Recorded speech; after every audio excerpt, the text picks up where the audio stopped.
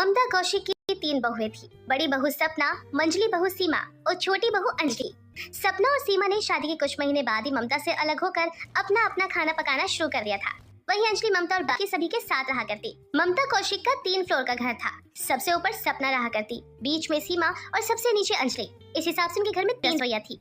ऐसी एक सुबह ममता नाश्ते की टेबल पर, अंजलि बहू, खाने में क्या बनाया है आज? माँ जी, मैंने आपके लिए उपमा और सांभर बनाया है। अच्छा, खुशबू तो मुझे आलू के पराठे की आ रही थी। आलू के पराठे? वो तो मैंने नहीं बनाए माँ जी। हो सकता है सीमा दीदी या सपना दीदी ने बनाए होंगे, तभी आपको उनकी रसोई से खुशबू आ रही होगी।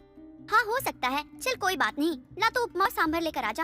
अपनी सास की बात सुनकर अंजलि गर्मा गर्म नाश्ता उनके लिए भेज देती है। तभी अंजलि का ससुर मोहन और पति राहुल आ जाते हैं और मोहन बोलता है, बहू, अब मुझे गर्मा गर्म अदरक वाली चाय दे दे और जल्दी से हमारा लंच दे दो, ऑफिस के लिए देर हो रही है। ये लीजिए पापा जी, आपकी चाय और ये आपका लंच, और नाश्ता ना जरूर करके जाइएगा। हाँ ठीक है। इतना कहकर फटाफट से नाश्ता करता है और ऑफिस के लिए निकल जाता है। ममता और मोहन भी नाश्ता करने के बाद अपने अपने कामों में लग जाते हैं। क्योंकि मोहन और ममता अंजलि के पास रहा करते थे, इसलिए अंजलि की रसोई में ही सबसे ज्यादा खाना पकाया जाता था। कोई भी रिश्तेदार आता तो अंजलि के पास ही आता, जिस वजह से अंजलि का ज्यादातर वक्त रसोई में ही बीत जाया करता। ऐसी एक दिन अंजलि बर्तन धोकर आती है और अपने हाथों से पानी झाड़ते हुए कहती है, कहने को तो मेरे घर में 3 रसोई है, लेकिन सबसे ज्यादा मेहनत तो मैं ही करती हूँ।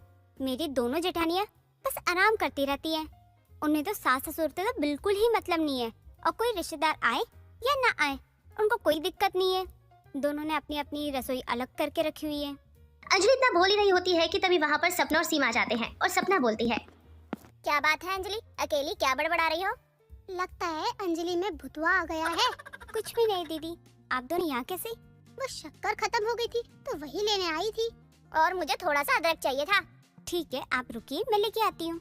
अंजलि शक्कर और अदरक लेकर आती है और सीमा और सपना को दे देती है। तभी सपना बोलती है, मेरी बात मानो अंजलि, तुम भी अपना चूल्हा चौका अलग कर लो। अरे सासू माँ अभी खुद से बनाकर खा ले, इतनी तो उनकी जवानी बाकी है। तुम क्यों सारा सारा दिन चूल्हे में लगी रहती हो? सही कह रही है सपना दीदी। अरे मैं तो आते ही सासू माँ की चाल चलन समझ गई थी। किसी काम को हाथ नहीं लगाती, बस सारा दिन ऑर्डर ही देती रहती है। इससे तो अच्छा है कि अपना बनाओ और अपना खाओ।